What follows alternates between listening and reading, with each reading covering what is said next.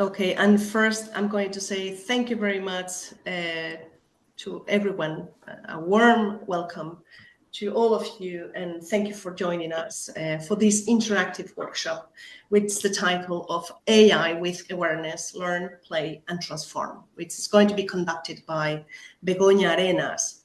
And she can say more things about her, but I'm going to just give you small information about her.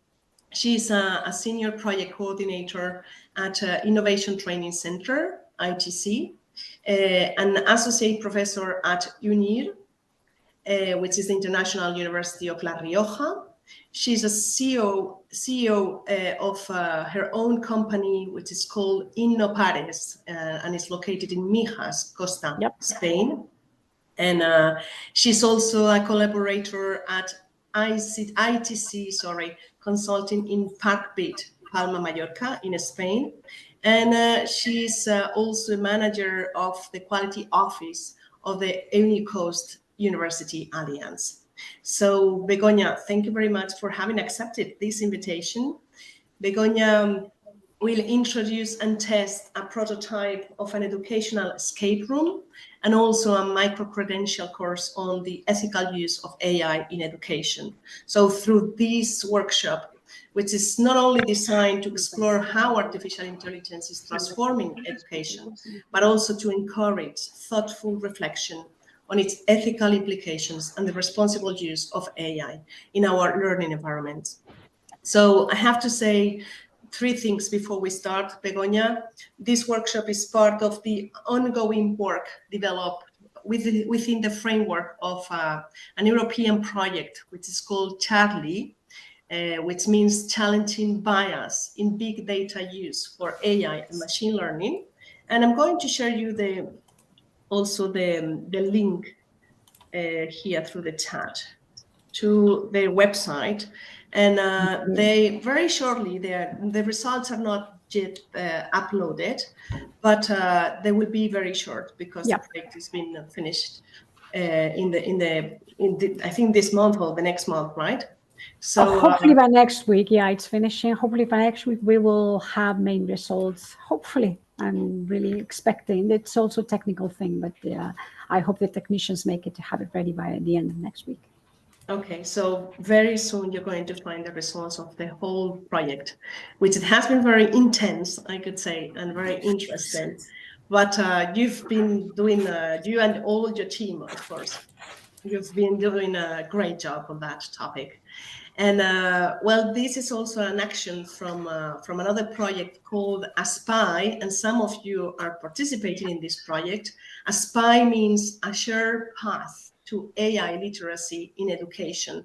So we focus on how to approach AI through three pillars: methodological, technological, and assessment, right? So one good thing that I have to say is that we are organizing a 3-day event in November this year, which will take place here in Spain, and will bring together international and Spanish schools to continue exploring best practices in AI and education. So we are closing up all this event, which is going to be a big event, and we're going to launch a call for papers also, and more than a call for papers, more good practices that if you want to share, you can share and come to Spain, do it, and participate in this project here in person. Okay, well, you will receive more information about that, and with no more delay, I'm going to let Begoña start with this. Please, if you have any doubts, any questions, use the chat. I'm going to stop Begoña and tell her, transfer your questions to her. And Begoña, the floor is yours. Thank you very much. Thank you very much, Tinta, for this warm presentation. I have to tell you that the synergies between ASPAI and Charlie are very high. And I will try to make it easier for you to understand because our title is very challenging. When I heard the reading, I thought again that the title of our project was very challenging, but I will try to simplify it as much as possible because it focuses on the ethics when we talk about the use of AI. actually in our daily life and on teaching and learning. So I will share my screen if you agree, and then I will start the presentation. If you have any questions or comments, please do not hesitate to stop me at any time, so that we can have, and at the end, if you agree, we can have a session for questions and answers, which most of the times is the most interesting part of the presentations. So with no other, okay, let me share my screen. Tell me if you can see it. Yes, we can say it. Yes, perfect. So welcome to the presentation, AI with Awareness, Learn, Play, and Transform. And first part of my presentation will be an explanation of why we want to raise awareness about the ethical use of AI in our daily life in general, and in education, teaching, and learning in particular. I am an associate professor at UNIRA in two different faculties, education and engineering. As you know already, I have my own company. I also collaborate with a consulting company and manager the quality office of the University Alliance, which is called the UNICOS, the new university. All this experience that also Tinta has already presented have been based in the innovative use of technology for education and learning since around 30 years already. I have been working in different innovation projects, and I'm still learning a lot. So I take this chance to tell you that I'm learning every day, and these kind of events also give me a chance to continue learning, to present you what we're doing, and also get your feedback about how you embrace this, how are you aware of the issues that we are presenting, and your questions and queries really do make me learn every day, as I do with also my students from the faculties of education and engineering. Okay, we can start by the simple part. How many of you use a mobile phone? I think I would say that all of us. Lately, in the last 2-3 years, I have not been able to meet anyone that does not use a mobile phone. The key question would be, when did you first start using it? In my case, I can tell you it was more or less around 2000, just when the internet was exploding, let's say. Um, it was really different from what I use now. It was an old Nokia that was only used for calls, which is something that now for phones is used less and less. And now everything has changed a lot. But this is the start of how mobile phones have changed so much from the use of the internet and now to the use of AI integrated in most of the phones. Has this ever happened to you? For example, that when you were looking up some shop or something like Zalando, then afterwards, it doesn't even have to be the next day, even that in some hours, you were checking Instagram, and then on Instagram, you can see those advertisements of the same apparel you were looking at. Or you were talking about something, and the next thing you see on Instagram is that exact thing, for example, a game or a travel place you want to visit. And then that same place appears with hotels or any advertisement about it. This is happening every day. In some apps, you can now control that, but not in all of them, meaning that we're being tracked. And AI is looking at what we're doing most of the time, and we can see it almost every day. Your phone knows what to ask in many times. So when you're filling in, for example, a message, and then you know that your phone is finishing the sentence, it seems that they know you. It seems that they've seen what you were doing, or an emoji that you said, "This is exactly what I would place here." How does it know? So, invisible threats of technology. This is one of the presentations I wanted to make to you because it really is. Particularly exciting when you see all these young people in cafeterias or airports or anywhere, even couples dining, and they're looking at their phones more than looking at each other. And this is something that affects us a lot. In this case, I thought that this quote would be particularly interesting. We're having more information than ever, and while starving for wisdom. In this case, AI has come to give a plus to this drowning in information. It's giving much more than we had in the past, but we feel lost in many times.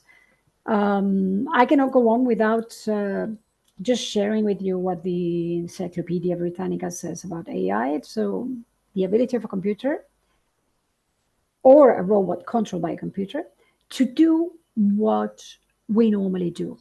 In this case, tasks, activities that require human intelligence, like understanding, language, learning, reasoning, problem solving. This is what the Encyclopedia Britannica says. This is a very general definition of AI. And this is one of the main questions that I would have for you. Why is so fascinating and horrifying at the same time? How are we fascinated for everything we can do with AI, and at the same time, we're not sure that we are using it correctly or that it can just be helpful or be a problem for us in the near future? Because it's everywhere. It's everywhere. It's everywhere, and more on daily basis. There are news about AI every day on the use of in health, construction, of course, education. There are articles every day that show whether better or worse depending on how you use it. This is the introduction, I would say, that makes it so interesting, and also just actually put the focus on we need to know how to use it better. Because the thing is that we all think that as AI and machine learning are mathematics, they're based on mathematics. So they're based on algorithm and theories that have been proved in history, but they cannot be wrong. But that is not correct. They can be wrong because the data they use can be biased. That is, can be limited, can have errors, and they can come up with unfair outcomes. They are not designed to make ethical decisions.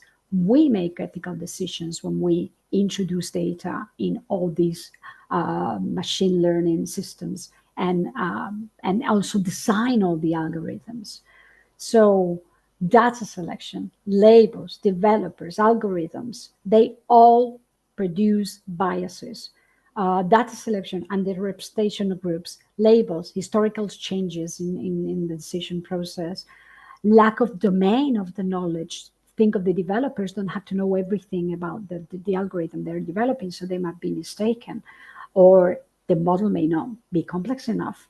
And where lies the problem? Well, ethical artificial intelligence, already in 2019, we had some people telling us that the ethics should be part of the AI panorama.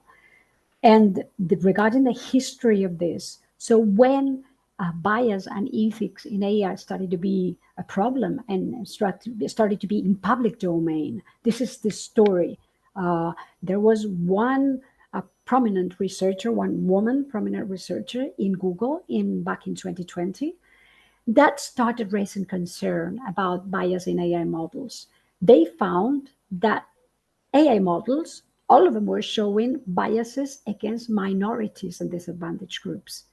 This was based on the case that the data introduced in the systems was based on reality. And as you know, reality many times is not fair, is not ethic, is not transparent enough. So this was already 2020, not very long ago, or fairly 5 years ago. The case already highlight the importance of addressing the biases in algorithms and the need for more transparency, accountability, and use of ethics in AI development. Further research can tell us that algorithms are mirrors of ourselves. They show our own unfairness, the unfairness of our own systems. They also reflect our intentions and our limitations.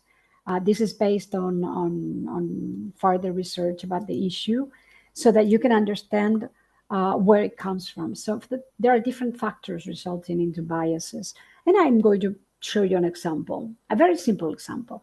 For example, most of you are educators from different organizations, and many of you apply for funding, for mobilities, for exchanges with other organizations. Most of us are in schools that have mobility. So just imagine this scenario.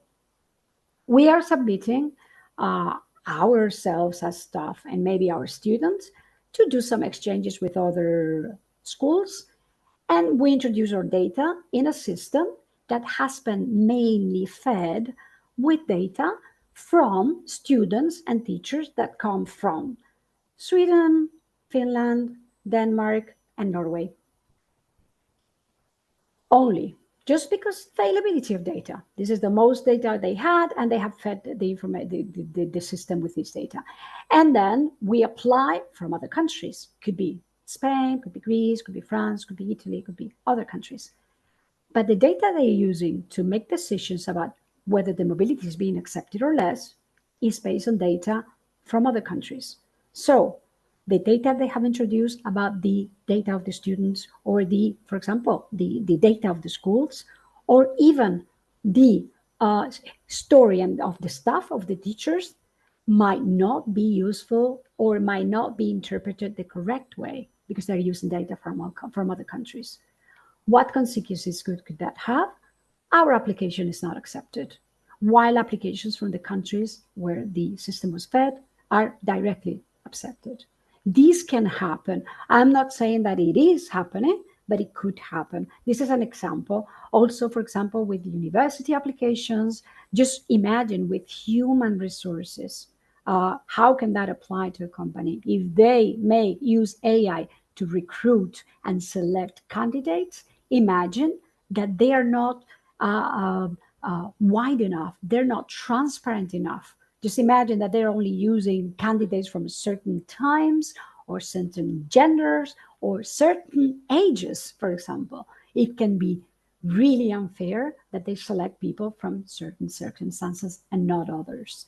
So this is an example here, so you can see how the data can be wrong. So it's like skewed data leads to skewed outcomes, or data collection methods. I mean, they don't have enough data to show the complexity of today's world, lack of diversity, or feedback loops. Biases reinforce themselves through feedback loops, and they're all the same. They never get feedback from other sources, so that the outcomes are unfair. Or, for example, they unintentionally discriminate some groups just because they don't have enough information. Remember, all these are data, and they're just using the data they have. Or they are perpetuating past unfair practices, as it is happening, and we know from the press that's been happening in many cases. So if we use it, for example, for cases that are just, for example, the use of ChatGPT could be, let's say, not very important. But if we apply this to, for example, justice, now the consequences can be a lot more important. Or health, a hospital, it can be much more worrying.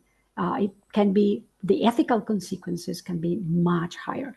So this is the introduction to the area what we are talking about, and the consequences is a way, that is the fear of AI. What is going to do? Can it help us? Can it destroy us? Can what can it do? All of this together. So for one step at a time, I would say that we all have this first step, which understanding technology is every day more important. It is empowering us to use it responsibly. We have the responsibility to learn how to use it in a way that can help us and our students, and make sure that our decisions are well informed, recognizing how they impact the way we work and the way we teach in our all of decisions that we take. This is my last, let's say, introduction about the area. Remember that in Europe, we are being the pioneers of the legislation and the ethical control of AI. What does it mean? AI Act Now we have a legislation that intends to assure the level of risk that AI can have. According, it's very much based on what I told you about.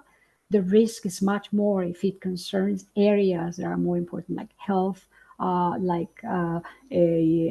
justice, or even military use, as we can see in the last situations of the world. It is worrying because AI can use for many, many things, but some of them are much more dangerous than others. So this is what the AI Act of the European Commission is trying to set, help us set where the risk is, and then treat accordingly the AI, and even limit it in Europe according to how risky and dangerous it can be. We are being pioneers in this, but we're living in a global world. What does it mean? We are taking a stand, we are taking the lead on this, but we live in a global world. What are the other countries doing? Regarding the control and ethics of AI, very little. In the United States, it's in the hands of the companies. So the companies are setting their boundaries. As you see, there is this war that we can see almost on everyday basis between the United States and China. The difference between them is little, but it is because China is delivering most of the AI they are developing using open source, meaning that anyone can see how it is based, so it's more transparent.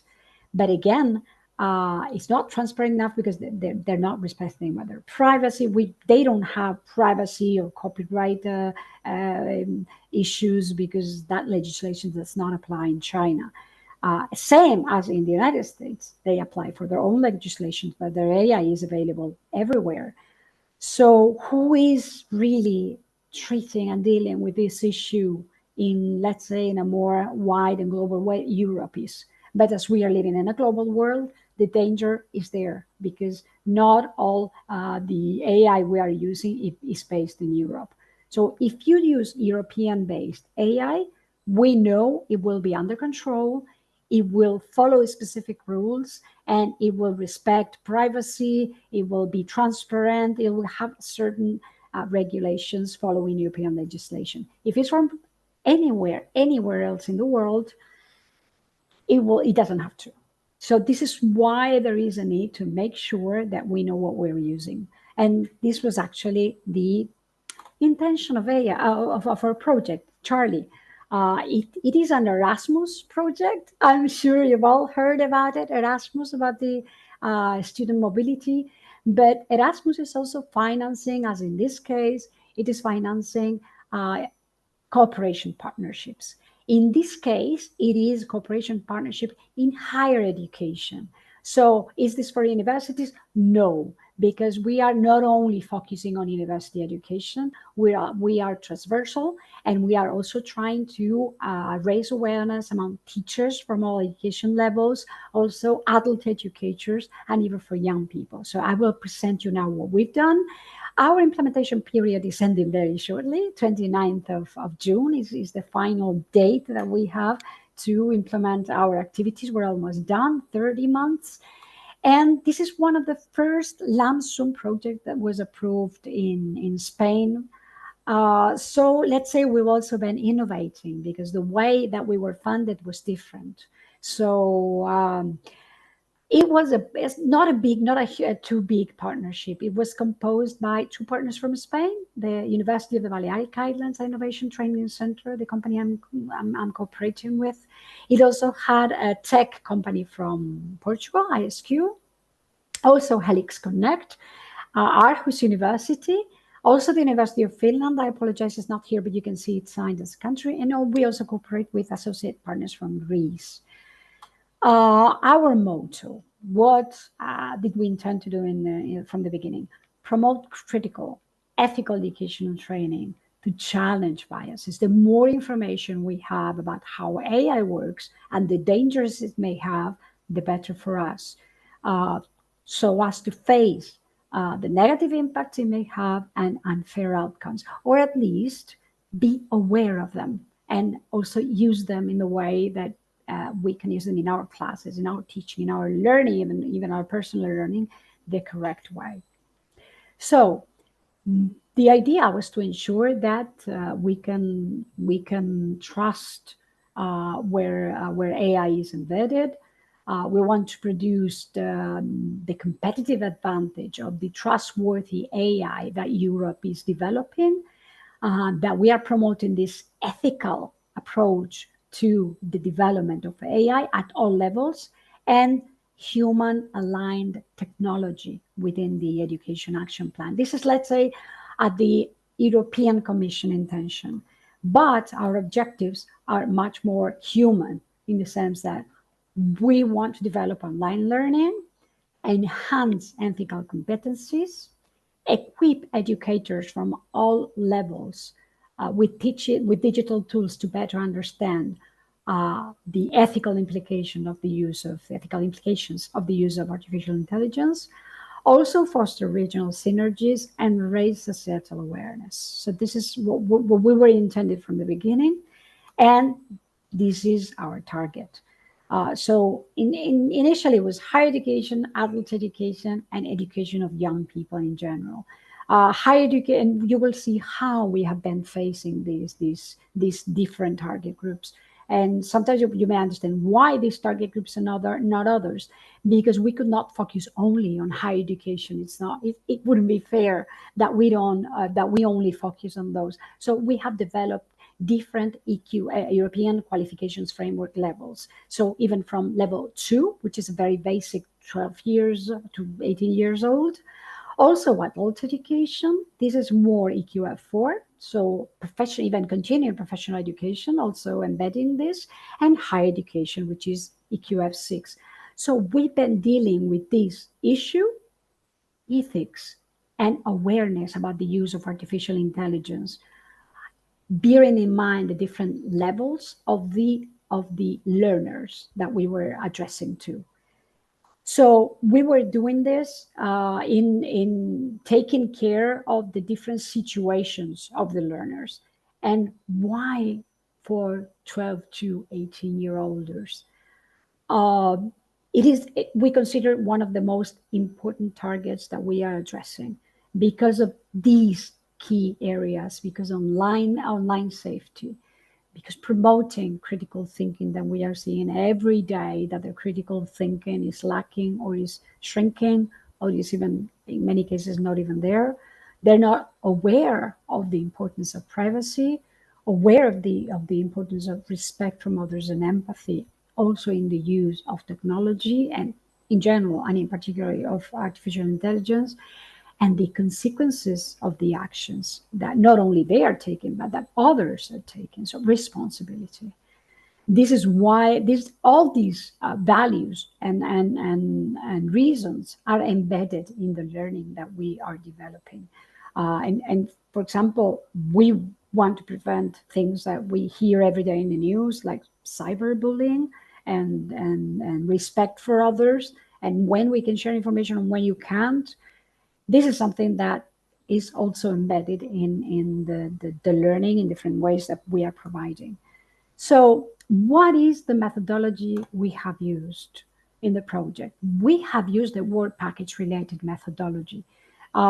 This is a 30-month project that has an overall budget of nearly 400,000 euros. So we propose to be implemented in 5 different work packages, so that were all very much interrelated, particularly, let's say, that starting from project management, which are everything, all the pieces of what we were doing needed to link correctly. And as I'm saying, we were aiming to produce different outcomes for different target groups, and also making sure that we were using the European qualification framework for assessing skills and algorithm bias. And remember, the European qualification frameworks is a general framework that applies a specific depending on national regulations. So we had to do something that was European based, that could be applied in different countries participating, and possibly, if possible, to other countries, because the idea was,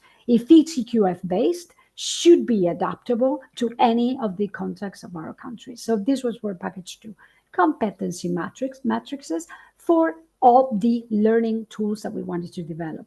So that was work package 3. It was a course for university students, trainers, and administrators. So we were focusing on, we made a course that was at least 2 credits, but could be adapted to have more credits in the university system. Also, we developed a toolkit for the educators that were implementing these courses, and also a toolkit for administrations of universities on how they could use it. One thing, it is not a MOOC, it is a course with evaluation. So it has all the tools, and I will explain it later in the competencies that we use so that you can see how it works. So it was ready to be embedded in any university course transversal that the universities could use, and it was tested in 3 different universities. Also, where package 4 was focusing on a micro-credential course based on competence units for adults. In this case, is EQF4 that could be further development, for example, of teachers. So it could be used for you to be updated on the use of AI. If you are interested in this course, I can send you the data so that you can test it and you can have it, or you can even have it implemented in your education institution, in your school, for example, because we have developed everything via SCORM that can be embedded in any learning platform, in any LMS, learning management platform, that is available for our schools. Very easy to implement, okay? So if you want it, we can have it. And also the game, it's escape room that I will give you the information about it to test it. Same, you can have it in your own schools implemented, and you can use it, both the micro-credential and the EQF game. And we also have a final work package for communication and promotion. In this, we have developed different, not only the tools and the logo and the website, which is always basic in all projects that want to disseminate results, but we also developed different national conferences. We've had one in Spain and one international one last week. And also the partners developed different national conferences and different webinars, also to present the products and the results we were having, because we tested and piloted them. So this is how the project was structured. I can say it was quite successful because we already have all the results ready. We have a competence matrix focusing on EQF2 for the game, 4 for the micro-credential course, and EQF6 for university students. And the escape room was EQF2, ethical AI micro-credential was EQF4, and the algorithm with BS course was EQF6 for university students, educators, teachers, and professors, and university administrators.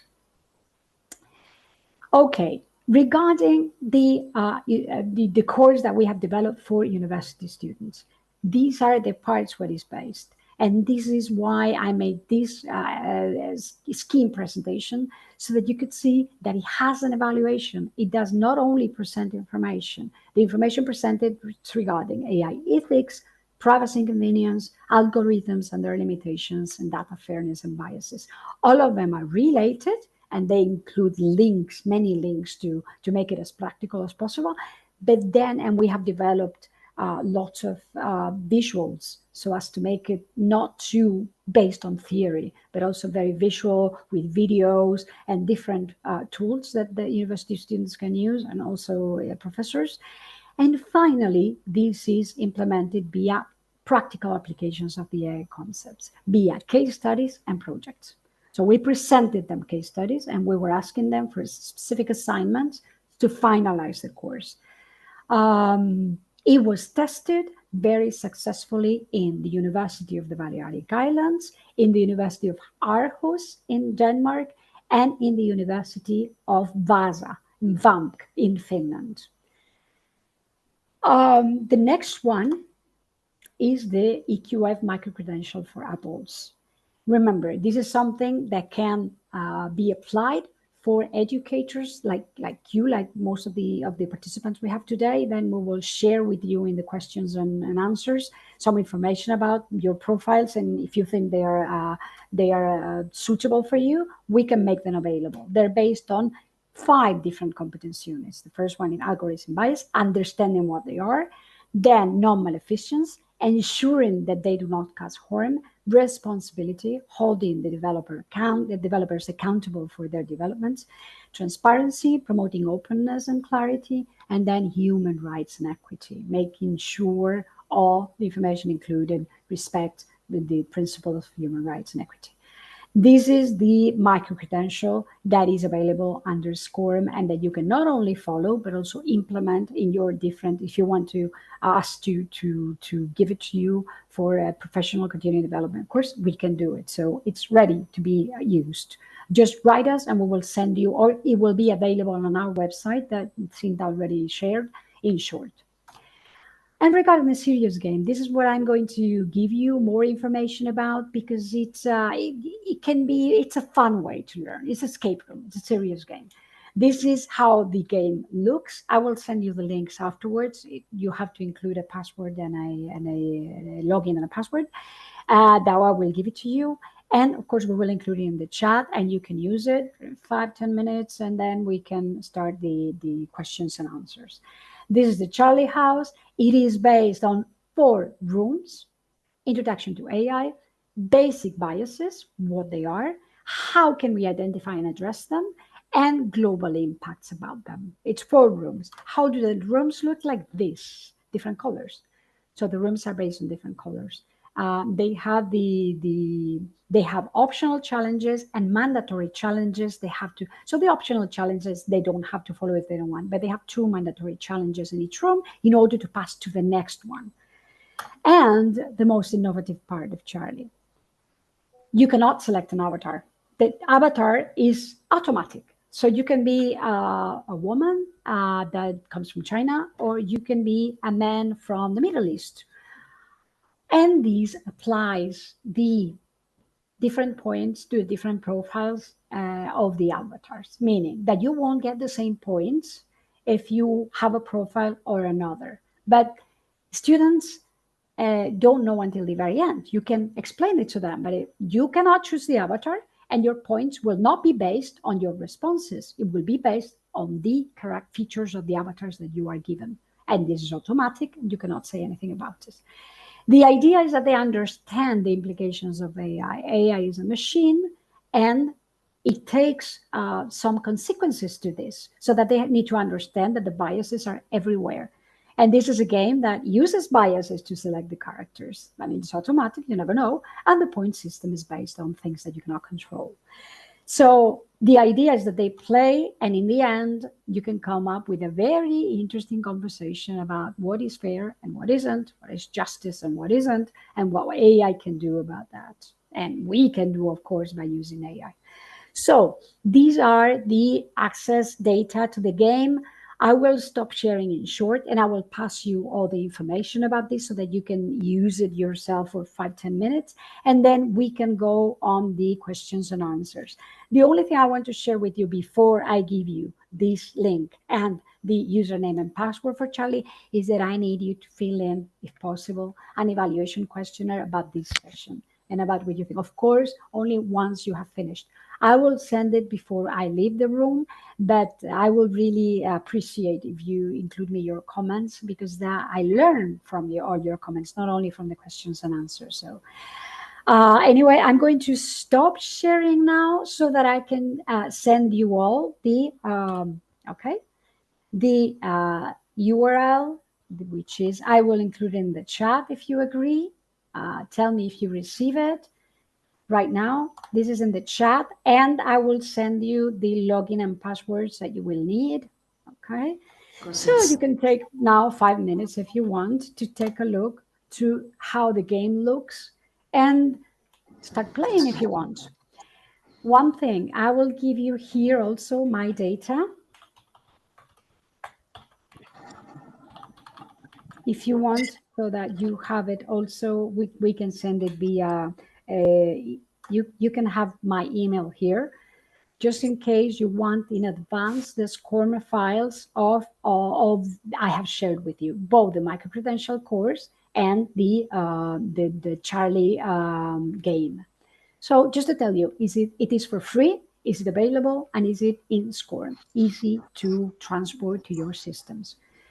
So I suppose that you want us to try it now, right?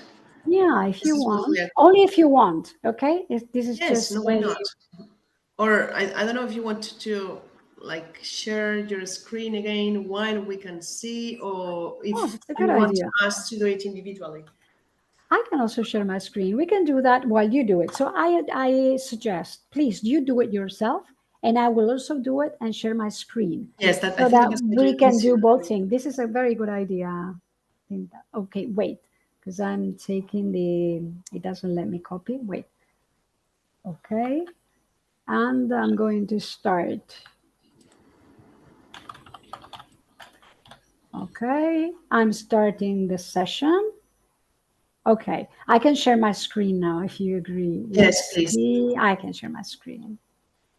So the whole thing, and just tell me, can you see it? Yes, Yeah, yes. starting. So if you want, let's make sure that everybody has access to it. Tell me. So let's make sure that everybody, I mean, I'm doing it on myself. Okay. So I've You arrived can, to, if you tell it, for example, for people that are following via mobile phones, it will be tricky. So it might not work as well as if you were doing in a computer. This is something I want to say from the beginning. So maybe if you're on a mobile phone, you prefer to follow me. Okay. okay. In this, so you can have an Yes, intro. These are the rooms, remember, I showed you about, so that you can see how it works. And this is the plan, how to play. Your goal is to escape. So this is escape room. So, and the idea is recognize biases, how to play. You'll have to explore every room and complete all the challenges. The aim is to escape from the house. You have some mandatory and some optional challenges. You will see it. There may be optional challenges and others that are compulsory. And when you are solved with the compulsory challenge in a room, you get a key that unlocks this passage to the next room. You see? Rooms want to have the same structure, they have one open message, two compulsory and two optional. Okay? The only thing that changes is that the compulsory challenges are needed to go into the next room, but not the optionals. They only give you points. Okay? And then you have one final message for all the rooms where you are. And as you progress, you cannot go back to the previous one. Okay, so that you have to select well. Normally, this is done using teams, for example, meaning that you do it using a computer for four people, so that they can together, they have an avatar and they decide. So this is the idea for the students, but of course you can do it individually. There's absolutely no problem. This is how it looks. This I already showed you. And if you have questions about the game, you can have your taskmaster to help you. There is a specific taskmaster guide so that you as teachers can use. I will, of course, it will be available on our website and you can use it. So all of these that you can see, you will have an explanation in the taskmaster. Okay? So now you can start. And here is the tricky part. So you can tell the students that all of these nice people will be your team avatar, but it will be random. You will click on the background sign, and the system will give you an avatar. The character cannot be chosen. You can whether decide to tell your students now that the points will give in according to your avatar or at the end, because they will see the differences between the different groups. Okay, so that you can explain it from the beginning. It depends on how lucky you are. You know, it's more or less the same as where in the world have you been born? Is it more or less the same? You will be given an avatar just by chance, random. And then it gives you an avatar. Oh, this is Khan. So, gender identity, I am who I am, and that's what matters. It's a 51-year-old, practices law. A few years ago, they had a car accident and were unable to walk on their own, so they use a wheelchair. So, it's Khan and uses a wheelchair. So, they use a wheelchair, and the family follows the Islamic tradition and culture. So, it is a person with disability, and it's Islamic. Okay? Click on the key to move to the next room. Yes, and you have to send a screenshot to your taskmaster. because the taskmaster needs to know which character you are provided in order to have the final points. Okay, so welcome to the pink room. In the PDF, you can see all the data that you need to follow for this course, meaning for this room. When you read all the questions, and you will have here some important information about, you will have an infographic, and then you will have information about it. You can, of course, download, and you have all the information you need for that. Introduction to AI and potential inequalities, what inequalities can AI produce, all the information you need to answer, it's here. What are biases of AI? You can also, of course, download, okay? Because already here, if you go here, you can download this. So you can have it on your computer, seen on another screen, there's absolutely no problem. And then when you have taken a look to this, then you go to the room and you go on the different, okay, the room can be rotated. So you see, you can go to a different room, and then you have here a mandatory challenge. So tell me something, to what extent do you think artificial intelligence is already integrated into your life, in your life? Which answer could you give? And then it's, for example, by personalizing social media content based on my browsing habits and preferences. Or AI has no correct applications in my everyday life. It doesn't apply. It might become relevant in the future, but not now. I'm going to show the one I know what it is, which is this one. And then submit. It initially takes a green, which says that you're right, or a red one. Okay. Then we have the different ones here. You can follow, you see. Yeah, you have another mandatory. Are AI systems inherent free from inequalities? Yes, they are designed with advanced algorithms that are automatically correct, any bias in the data. Yes, AI systems process data mathematically, so they're basic on mathematics, and they're always correct. No, if they're trained with biased data or implemented without careful consideration of the social impact, they are not free from inequalities. I will mark this one and submit. And it automatically informs whether you have done correct or less. Okay? Now, if I want to go to the all the challenges, I can stay. So this room, or I can go to the next room. This is how it works. Pick up the key and go to room second. And then we go to another room that you can see has other mandatory challenges that can be found throughout the rooms. You can find an optional, you can find a mandatory. It's about, you have to look for them. Some people will take more, some other will take less. You see another one, okay? Okay, for example, I said, no, I'm going to choose the wrong one so that you can see how it comes. So it comes into a red and it says that your answer is incorrect. Okay, this is how it works. Want to use a clue? Do you want to use a further explanation? You click here and you can have it. Okay, think about diversity. You can whether see it or download it. Okay, so you can download all the questions and answers, particularly the clues that it gives you if you fail, for example, if you don't have a correct one. So this is how it works. This is the hint of it. I don't think, this is the points I have. So I already have 1,400 points. I don't think we need to go on the whole game, but I can tell you, it takes more or less, it depends on with how many people use it. If it's small groups, and for example, a small group of 10 to 10 students, for example, 10 to 25, this may take around 45 minutes plus presentation, plus the final discussion. It can take less or more. It depends on how the groups are organized, or they take more or less. But normally it cannot take longer than that. And then you can, at any time, you can exit. See, I really want to go. No, I just clicked to see what would happen. Remember that in this version, this is just a trial, a pilot version. So if you go, it will not register your data, and you want to start, you will have to start all over again. But if you implement it in your learning management system, they can go, and they are registered, They will go and the data will be there and they can come back. Okay, so that's the idea.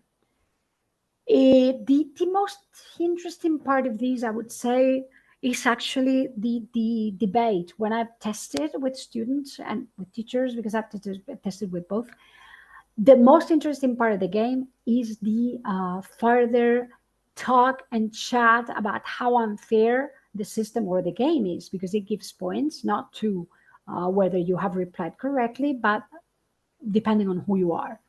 So it has a very nice conversation with young people. Remember, this it can be used for people at any age. It's designed for people from 12 to 18. Let's say more or less simple. The idea is that someone like I have been guiding you this time can be a taskmaster. That is a very easy task, I have to say. You can do it presentially, face to face, or online. So you can have, for example, a Zoom, and you can have different rooms, and then you can have the students playing in different rooms, and you give them time. And then you can go to the rooms and see how they are progressing. Or you can have them, as I did, for example, in one classroom. I have the different groups that were using different computers, and they were checking how they work. So in this case, I used it with secondary education teachers. They tested it, and then they implemented it in the classroom with their students. And it was a very interesting result, I have to say. So tell me if I can stop sharing now, and you can go on if you want. So you can go until the very end if you want. But we can also start the questions and answers, Cinta, because it's already 5 minutes to 2. Yes, we still have Yeah? some time. Don't worry. Yes, I would like to ask you regarding the results that you have already had. Oops, what is going on? Oh, Is it in my me? case, in my It's okay. case, I said because I don't have anything open. Okay, fine. yeah. Thank you. It's not me. The Yes, music was on. You can turn it off, by yes. the way. You can turn it off. You can turn the music off. Okay, regarding the results that you have had, because you have already pilot this game with a lot of people, with students, with teachers, with administrators, and all that. Which is the feedback that you have received from them? Still, the Depending on music all. is on, Begoña? My music is on? No, No, somebody's music's on, but not my music because I closed it. So it's not okay, my fine. music. I closed it. When you said it's still on, I closed it just in case. So Yes, so yes, the feedback, according to what you've told me, the feedback was very different depending on the countries where it was implemented. Remember, we also implemented with the teachers and trainers from Latin America because we were so lucky to have UNESCO interested in our project, and we had. By the way, you also participated in this session. yes, I know. It was the 8 sessions for ethical implications in AI, and we have 2 different sessions, one for the course and another one for the game. To me, it was particularly interesting because I already had the results from Spain. And the results from Spain, the people, the teachers were really interested. They were implemented in different classes. They were already aware in some way about this. Uh-huh. So they knew more or less in Spain about it, but they were very happy to know more. In Latin America, they knew nothing about it. So the level of understanding of this was very, very low. But that was more challenging and more interesting for me because the feedback and the questions, in my opinion, were even more interesting to see how different you can approach an area like this from different countries and from different perspectives. And I had feedback from people from everywhere in Latin America.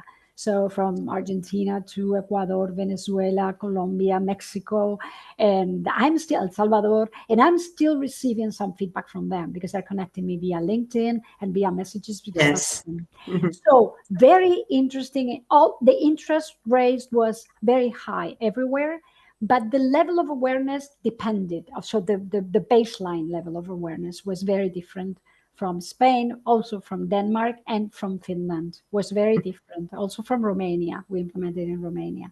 The level of awareness changed a lot, I have to Yeah. say. The thing we did that I think would be interesting for you was that before we implemented the game, what we did was sending the course first in advance to most of the stakeholders that we had and said, can you follow this course? Tell us what you think. And then they gave us feedback. So it was a way of raising awareness, what it is, why is it important, does it matter to you, why is it important for education, for educator. So that was a very interesting point that some made, because some followed and some didn't. So Yes. the feedback was, it is very interesting to follow first the course as educator and then have the game implemented, whether the classroom, association, NGO, or whatever you could implement it, Yeah, because it sure. made you understand it more Mhm.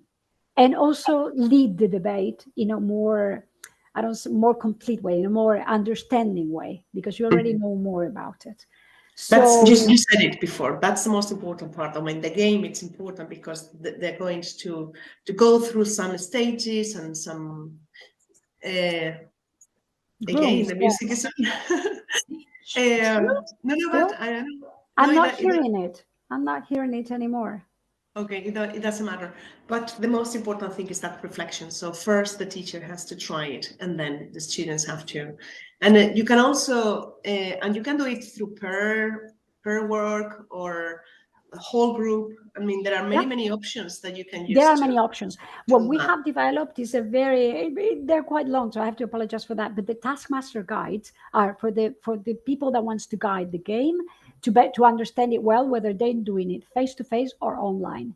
The only important thing is that they send the groups when they start playing, or the persons send you their avatar.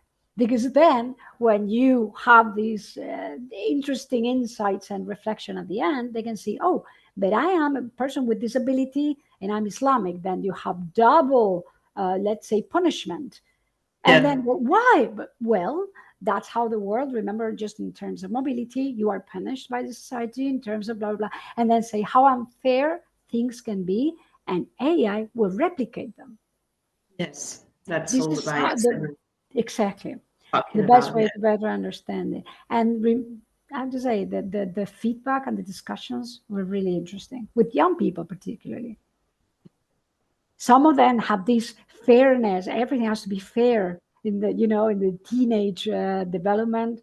It was very interesting to see that world is not fair. No, this is not because that. And then all these comments and the different groups and others saying, but that's how the world works, and other, but it shouldn't be that way. Then what can you do to solve it? All this information we had, even though, okay, it's a game, but it really does open a very interesting reflection Yes, about how that's we a good. use technology. So let's address this question to everybody. I mean, I don't know if anybody wants to pop in and talk and or discuss about if you have tried, even if it was just some minutes. But if you want to just jump in and say anything about the game, feel free. Or do you find it interesting to apply it and to use it in your schools? You were talking about the ages between 12 and 18, but actually you can use it at the university level too. Because Definitely. what is the most important thing is that debate that you're going to create. So This is actually the feedback we obtained, that it could be a very interesting introduction to the EQF credits-based course. It's like the yes, awareness of it, and then you go more in depth. So Mhm. definitely, yeah. I'm going to send again the details that we shared before, just in case somebody Perfect. didn't got Yeah. them and you want to copy them. But please feel free to ask some questions to Begonia. So Raluca said, yes, I would like to explore it and see how I can integrate it at undergraduate level. Yes, thank Raluca, you. you can have the whole, so you can have the three options: the whole EQF2 level at undergraduate course, plus the micro credential, plus the game. And as I said, they can be used in a, let's say, integrated way. For example, you can follow first the micro credential, so to be more aware of the area. Then you can also use the game for your students as an introduction, and then you can follow the credits course, which is it's combined theory with practice and with case studies and exemplars. So yes, Thank you, definitely. Begonia, for the details. Thank you. Thank you, You're very Raluca. welcome, Raluca. Anybody has any other questions regarding this game? Only, I have a question Yes, go regarding ahead.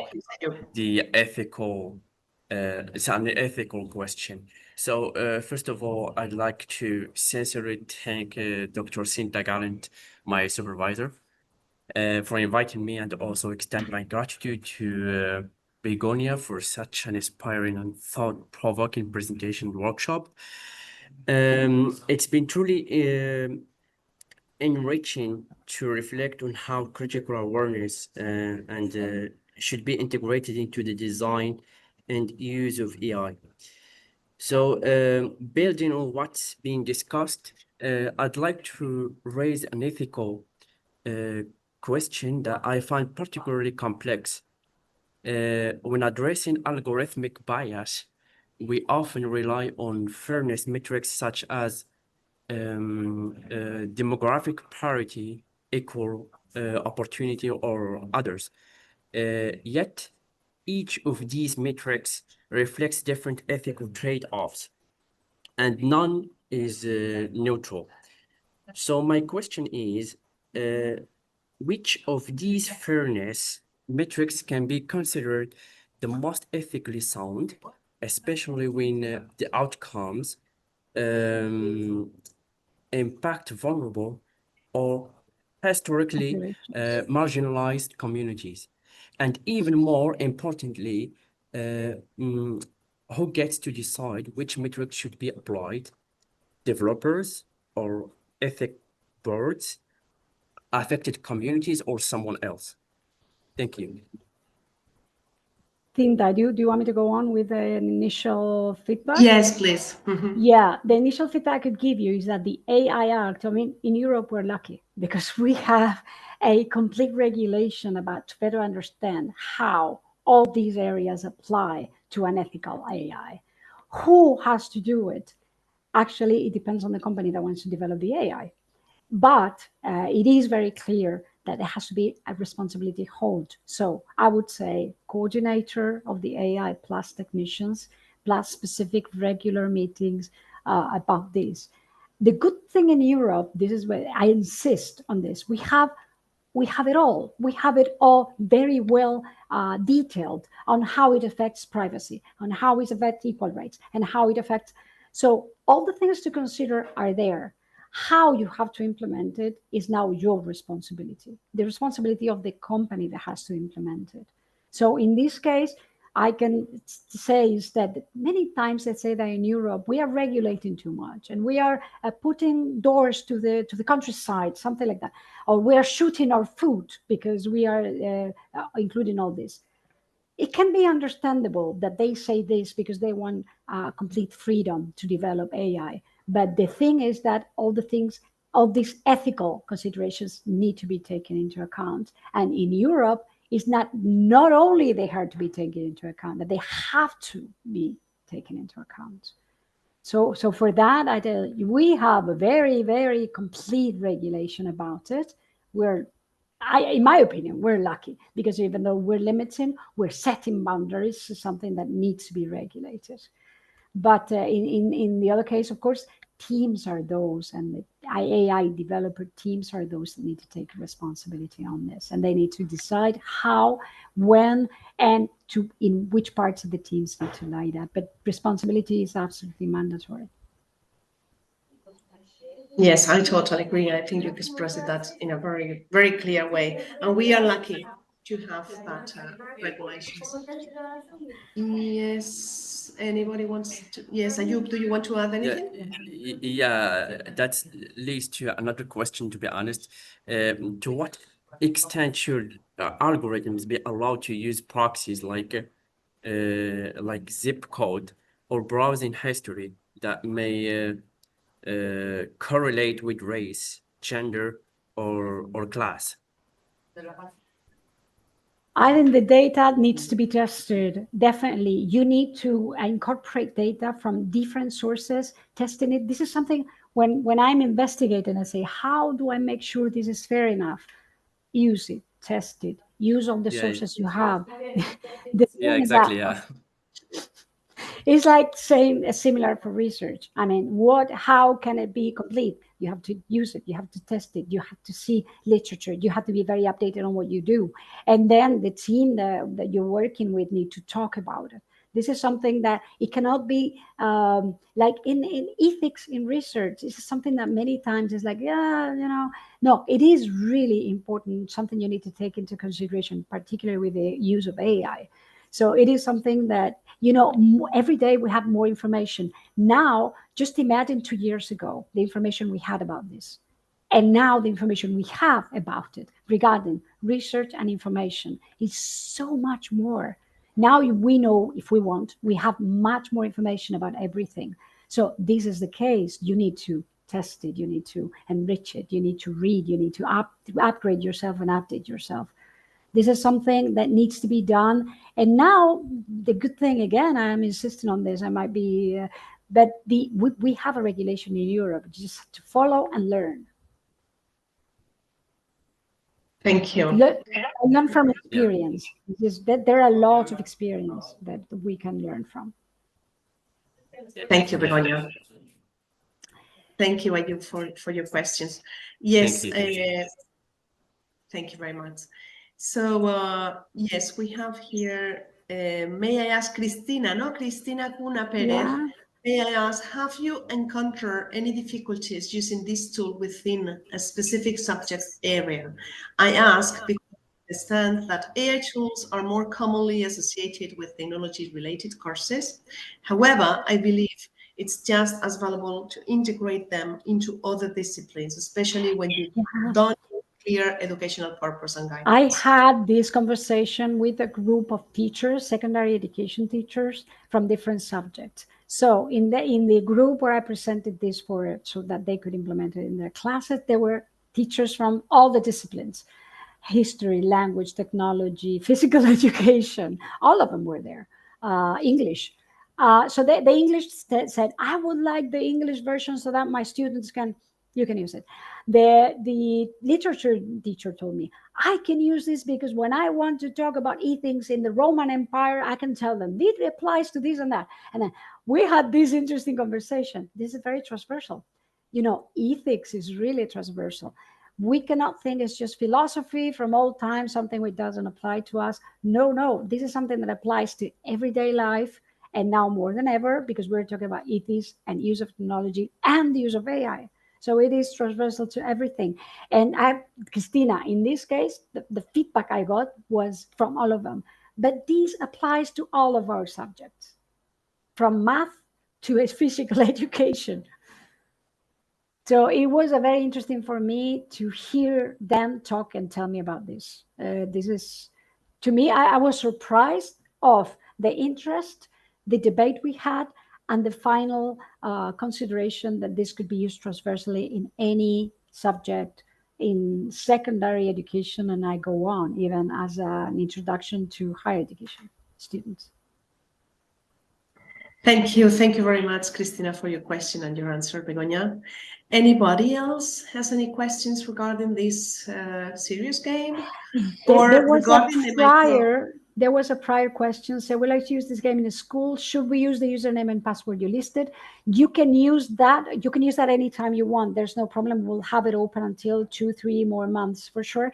The only thing is that it doesn't track progress. So you can use it. It doesn't track progress. What I would advise you also is to have the Taskmaster guide that we will soon, by next week, have in the website so that you can see and revise everything. But of course, you can use it.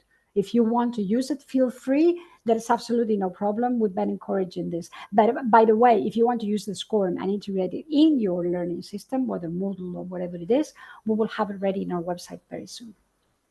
Mm-hmm. And now also the micro-credential, no, that you were talking about before. Same. Well, this is something that they have to write to you. No. Same. We'll have them in SCORM. It's 5 different competence units, and they can download it and have them in their system for teachers to follow or whatever they think it might be useful. Even for parents. Could be interesting. Yes, that's interesting too. I'm sending again here through the chat box the website of the project. As we said, it's not finished until next week or the week after, but you are going to have all the information there on the website. That's great.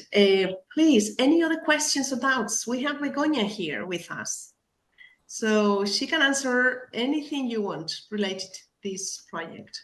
related to this project.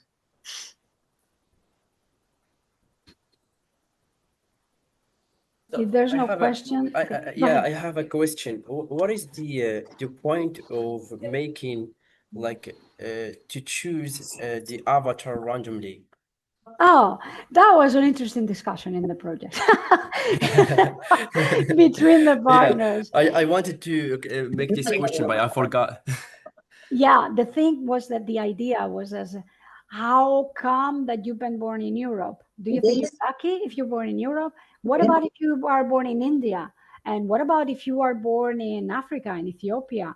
Can you decide that? You can't. Can you decide the tone of your skin? You can't. Does it imply and have some biases when you are born in a specific country or have specific features?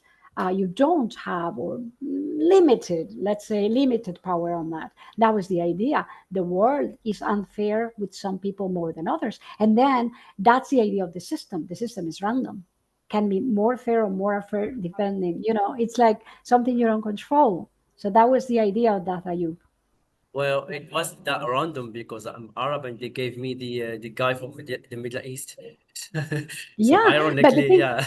the good thing about this was, what about if we do the game in an Arabic country? Then probably the biases would be applied to other, for example, to Christians. So this was a very interesting question, a very interesting debate with the students. So it depends on where you are. Exactly. It always depends on where you are. It's just not something that is fixed anywhere. So the biases apply depending on where you are, depending on where you do. And this is, let's say, the trick of ethics in all cases. You have to be fair no matter where you are and no matter what you do. Yeah, perfect. Interesting. I have another, let's say, not a question, but does the escape room would be is it available in other languages or just in English? No, it's available in Spanish. It's also available in Danish. It's available in Finnish and Romanian. So the languages of the partners that participated in the project. And in the future, be available in, I don't know, Arabic or other languages? Not now, until we have more funding for exploitation. We will see that, actually, Ayub. Not Okay, now, perfect. because it's finishing now and it's available in this for 5 languages, and not now yet, but it could be in the future. Which is already very good. Already 5 languages, that's a lot. Yeah, So it it's is, to very- be honest. An it's very international good. language, Spanish and English, that's good. Yeah. Mhm. Okay, thank you very much. We have another question that comes from Laura. How could we teach and prove young learners, primary school, about the dangers of taking into account everything AI implies? And she's asking about a practical approach for primary school students. You can put them examples. There is actually in the courses we have developed, there is a TikTok example. So probably for primary education students, TikTok is really, it is an issue about whether allowing students to use TikTok or less. TikTok is using AI. And there is one case that was particularly interesting about this and explain them how it works. There was one case of one young 8-9-year-old little girl using TikTok that was starting to have some disorders regarding food disorders. And then she was interested about this in TikTok. She was looking for information about this. Then it was amazing that in the end, it was very negative, the information that TikTok provided to this young girl. So this was provided as a bad case of how AI can influence young learners in a bad way. And who is controlling these algorithms? So this is one of the case studies that we have in the toolkit, in the bias for higher education students. So there are some cases that you can use, Laura, for primary education students, easily to show and easily to implement. Of course, you're very curious, and in the age 8, 9, these are very curious students. And you have to be careful on how you use your mobiles, how you use social networks. They are using AI every day, and algorithms are implemented, and you don't know how. For example, do you know why the stories are shown in TikTok? According to what? So ask them, and you can have a very interesting conversation about it. Do you know? So I'll tell you, it depends on your interest. It depends on the input data you have. It depends on your curiosity. So this is dangerous because it can be leading you in a very wrong and very dangerous path. So this is something you can use with them. But they're very young, and it really does make a huge difference. Thank you very much, Begoña. I don't know if there are any other questions for her, but if there are not, I will just, oh, there is another one here. Hello, I am a professor at the university, and we started integrating AI into higher education, but I observed that the students develop really a heavy reliance on it. Heavy reliance, meaning in the development of essays, of course, and ChatGPT, Yes. and Yes, all these I'm tools. having conversations every day about this. Too much reliance, in my opinion. You cannot trust AI. It's like a baby. I think we need to teach students on how to use it. Do you want to use it for writing an essay? These are the rules you must follow. Do not trust what AI says. Do not control everything and correct everything. Use your own words. Analyze what the AI said, and then have some critical thinking about it and try to learn from what it takes. Don't copy paste, and don't do all the wrong things that are being done every day. We now have evidence that many essays are being approved with good grades, not the best, but good grades. But the fact is that the learning behind it is nothing, because it's copy paste from AI. So the idea is teach students AI can be an agent. It can help you, but you cannot trust everything, because then first you don't learn. Second, it's very easy that it's a phantom and it can give you answers that are not correct. And you need to make sure you control the information that you provide if you're given and it has your name on it.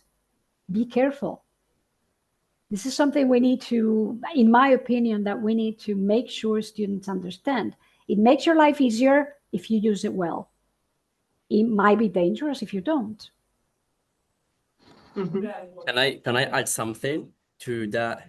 Because the CEO of ChatGPT is surprised that people trust it. So he made a statement this morning, and he said, I quote, people have a very high degree of trust in ChatGPT, which is interesting because AI hallucinates. It should be the tech that you don't trust that much.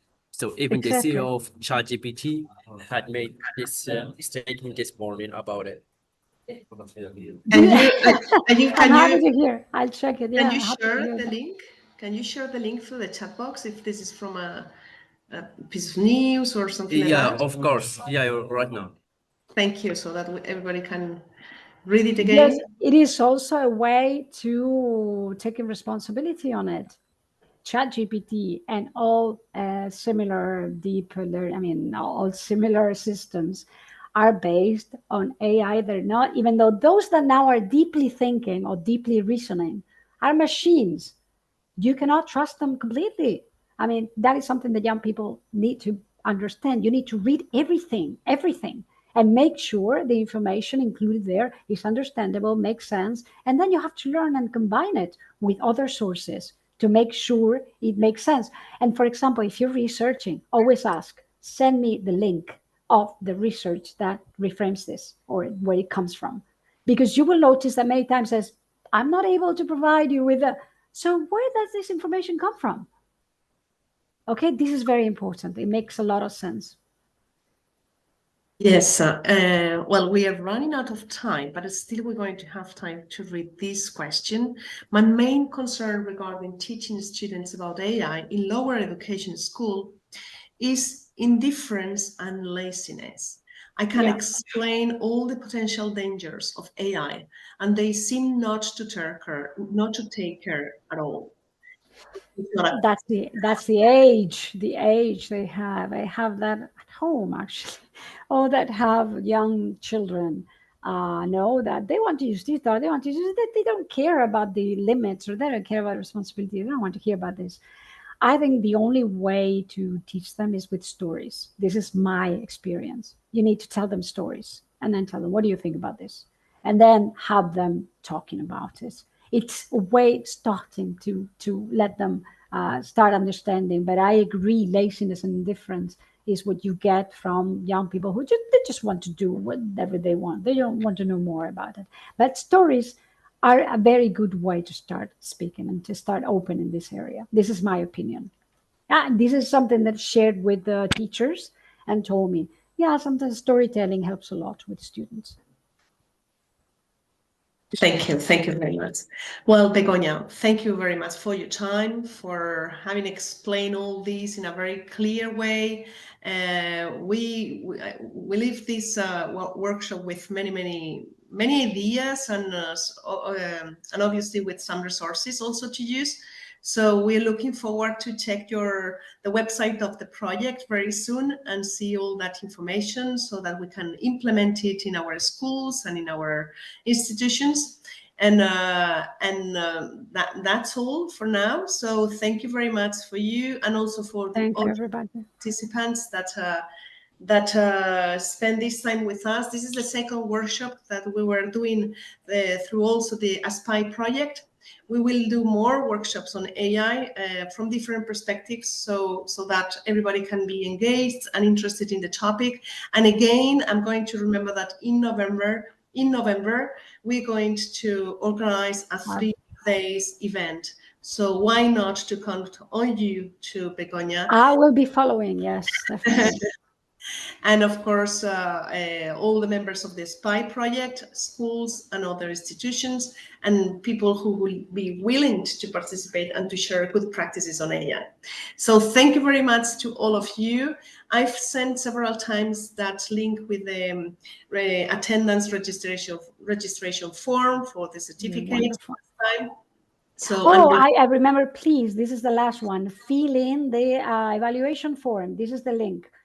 I would really appreciate all of you who can take, it will take you 5 minutes, less than 5 minutes. Mm-hmm. So you have the link there too? Yeah, I have it in the chat. I have included in the chat, yes. Yes. So let's give you some time to copy it, and if you want to I apologize for not sending it earlier.